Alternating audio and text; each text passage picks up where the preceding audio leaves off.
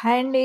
Sunday అంటే special ఉండాలి. అందులోను ఈరోజు ఏంటి అంటే last day of non veg అనమాట. ఇక రేపేమో దీపావళి. ఇక నెక్స్ట్ డే నుంచి కార్తీక మాసం కాబట్టి ఇక 1 మంత్ వరకు ఓన్లీ మన గార్డెన్‌లో కూరగాయలంటే వెజిటబుల్స్ మాత్రమే.